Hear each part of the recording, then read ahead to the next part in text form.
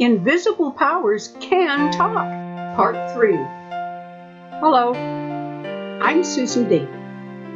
In Part 1 and 2, we were talking about spirit, soul, and body, and also about good and evil in relation to the human spirit, soul, and body. We talked about how we're made up of 3, spirit, soul, body. Only the body we see, the other 2 are hidden. But we know we have a soul mind where we think from, and the Bible verifies that we're a spirit man. We have a living spirit. We took a glance at good and where that comes from. Most believe God is good and that good comes from Him. Also humans, many are good and they bring the good and the happiness our way. Okay, those who are good. But what about evil? Where does that come from and why is it here? Also, what can we do about it? Well, let's look at evil. Do you ever turn on the news, read an article, listen to the radio that you do not hear the evil deed of the day or several evil happenings?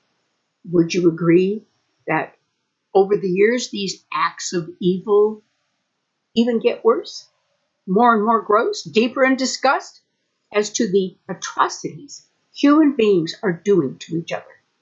Does any of it shock you? Evil has to come from somewhere. And it has to have an origin, just like good must have an origin. So where do these come from? Well, some say that good comes from God or certain humans, and that evil comes from either Satan or just plain from an evil person. Okay, I would agree that good comes from God and some people. Most people are genuinely good, and they delight to do well in this world. So how do we answer where all the evil comes from? Are some babies just born evil?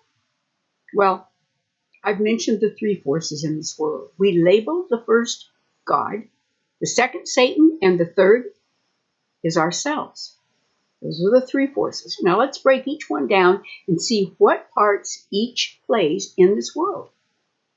I don't know what religion, if any you are, but if I were to venture to guess, I would say that the God you believe in is a good God who's loving, kind, and He does good deeds.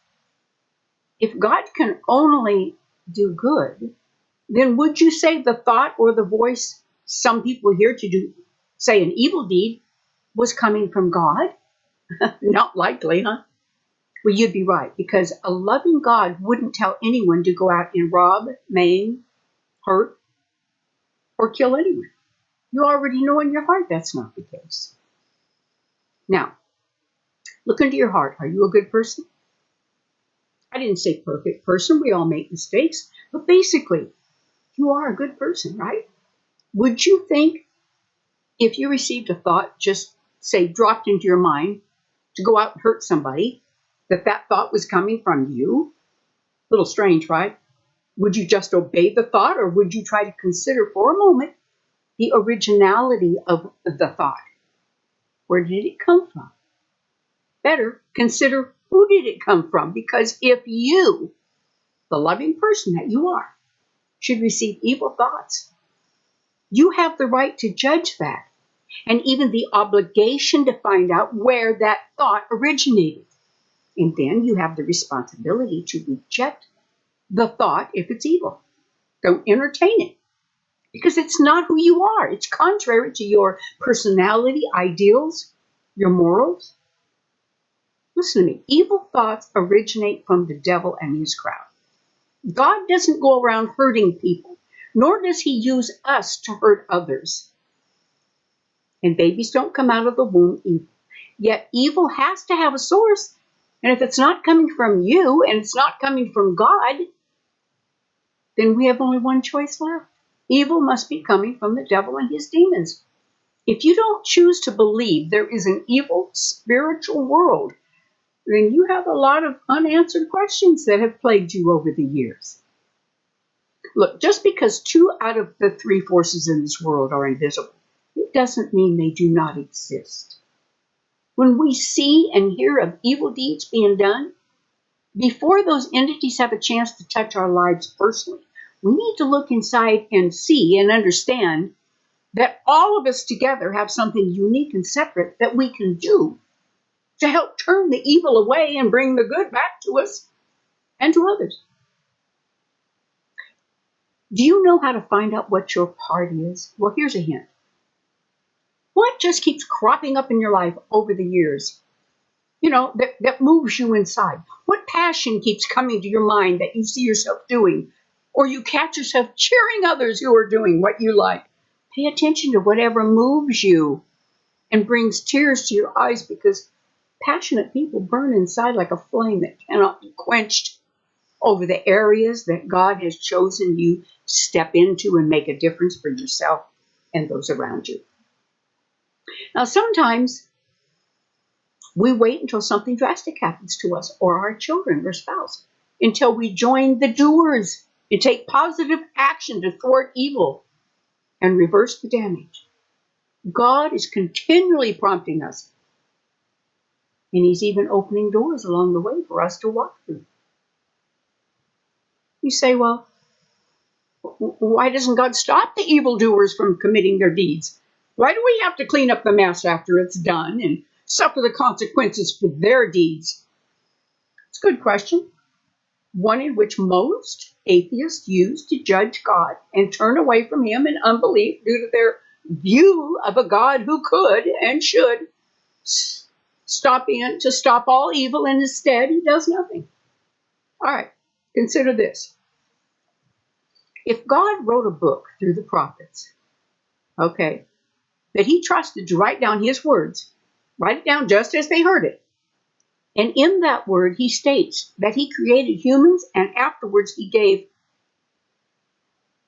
one their own will, okay, a will to choose, and He promised He'd never take away that will all the days of their lives.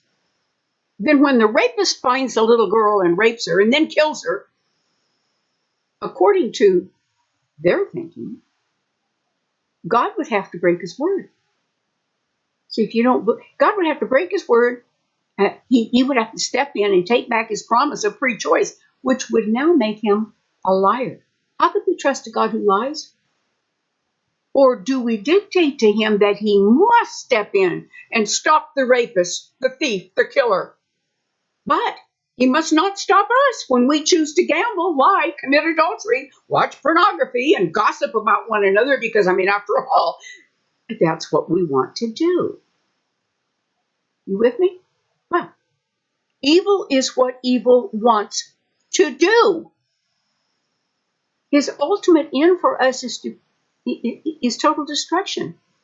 Okay? That's what evil does. And he does it incognito, sly, behind the scenes. Just one secret step at a time. He wants to ensure that we'll not take a chance on blaming that invisible entity for who it is. Because if too many people actually believed that evil had this origination, well, they might stop being embarrassed that their friends might make fun of them, and then they might use their personal power, authority, and wisdom and God-given gifts to step on the neck of the evil one and learn how to stop him and expose him for what he is. Because you can. My friend, if you're a Christian, you are powerful. Stay with me.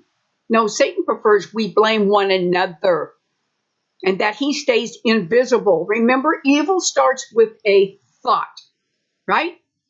Now, since we have a free will, we can choose to obey our thoughts, or we can choose to rebuke our thoughts. Bad ones, rebuke. How much authority do you think we have over other people's thoughts? Now the light bulb comes on. We cannot take away the will of others to act any more than God will take away the will for us to act. However, we can be instrumental in helping to change other people's thoughts by introducing awareness through speaking out. We are to stop evildoers. How? Well, I'm going to talk about that. Go to part 4 for the last part of Invisible Powers Can Talk. And let's go forward with this message.